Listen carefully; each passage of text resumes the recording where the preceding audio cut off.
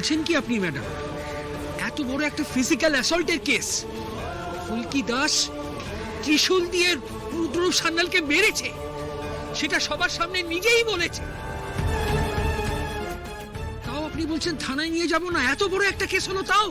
কোনো case registered হবে না বড়বাবু, কারণ আমি বলছি তাই। আগে ম্যাডাম দেখুন, আইন কিন্তু সবার জন্যই সমান। কি চান আপনি? কোনো জঙ্গলে ট্রান্সফার চান? করাবো? কি কি বলছেন কি আপনি ম্যাডাম? চলে যান, কোনো কেস হবে না, যান। আচ্ছা ঠিক আছে ম্যাডাম, আপনি যখন বলছেন তাহলে আর কেস হবে না। কি আর করা যাবে, আমি চলি। রুদ্ররূপ বাবুর চিকিৎসা তো করতে হবে, আসছি।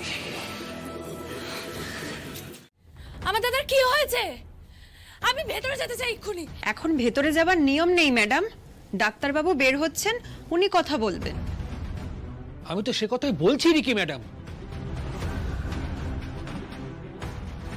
এই তো ডক্টর, রুদ্ররূপ সান্যাল কেমন আছে? কি হয়েছে ওর? ম্যাডাম, ত্রিশূলের আঘাতে ওনার শরীর থেকে প্রচুর রক্তক্ষরণ হয়েছে, ডিপ উন্ড। অ্যাকচুয়ালি আমরা ওনাকে ব্লাড দিয়েছি, সঙ্গে ওই ক্ষতস্থানটাও ব্যান্ডেজ করে দিয়েছি, কিন্তু এখনো পর্যন্ত ওনার জ্ঞান ফেরেনি। চিন্তা করবেন না, জ্ঞান ফিরে আসবে, তবে এই মুহূর্তে ভেতরে ঢোকা সম্ভব নয়। ওই ইনফেকশনটা স্প্রেড আউট হতে পারে। এক মিনিট, ত্রিশূল? ডক্টর আপনি কি বলছেনটা কি? দাদার হঠাৎ করে ত্রিশূল লাগবে কেন বড়বাবু? দাদাকে কে মেরেছে? কি দাসের কাণ্ড! হোয়াট? যে কাজ তোমার দাদা করেছে, তারপর যে ত্রিশূলটা বুকের এফোড় ওফোড় হয়ে যায়নি, এই অনেক।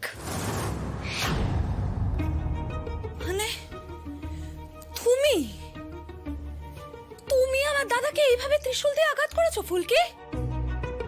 হাউ ডেয়ার ইউ ফুলকি! আমি তোমাকে কিছুতেই ছেড়ে দেব না। দাঁড়াও দাঁড়াও,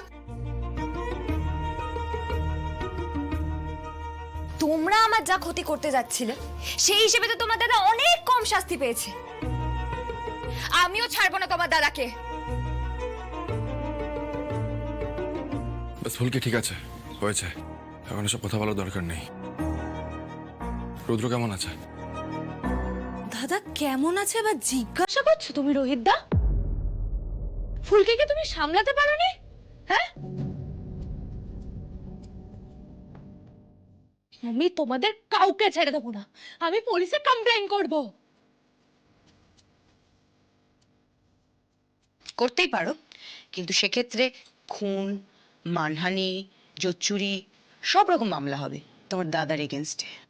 বৌদি, তুমি তো দেখছি সব দিক থেকে সবসময় ছাড়িয়ে যাচ্ছ।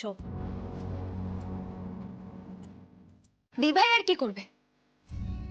ভদ্র মানুষের সঙ্গে ভদ্র ব্যবহার করা যায়, কিন্তু জামাই বাবুর মতন মানুষের নরক যন্ত্রণা ভোগ করা উচিত। তারই একটা নমুনা দেওয়া হয়েছে। রিকি, তুই কি জানিস তোর দাদা কিভাবে আমার আর ফুলকির সম্পর্কটা ভাঙার চেষ্টা করেছিল?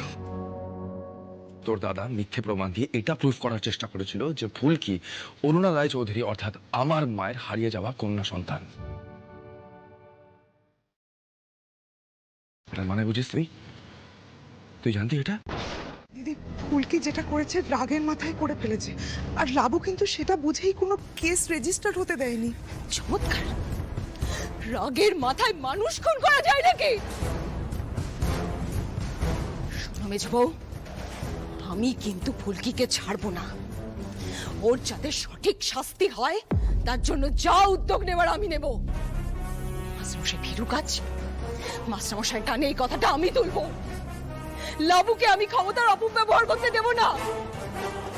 দিদি, এই কথাগুলো তো তোমার রুদ্র শয়তানিগুলোর সময় মনে পড়ে না?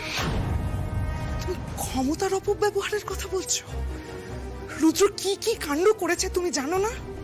আমি সব ছেড়ে দিলাম, রোহিত আর ফুলকির বিবাহিত জীবন নষ্ট করার অধিকার ওকে কে দিয়েছে? এরকম একটা জঘন্য নোংরা ষড়যন্ত্র ও কি করে করতে পারলো?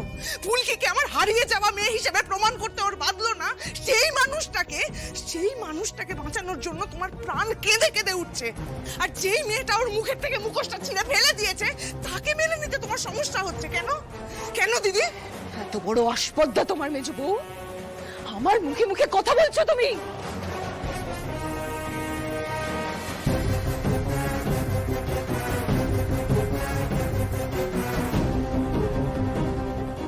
দাভাই মেজরিটি খুব চটে গেছে, কিন্তু এক্ষুনি একটা ধুমধুমার কাণ্ড বাঁধতে চলেছে, দেখ। দিদি যে অনেক বছর ধরে নিজের মধ্যে নেই সে কথা তো জানিসই। রুদ্র যে তথার মৃত্যুর বিষয়ে দিদিকে কি বোঝালো কে জানে।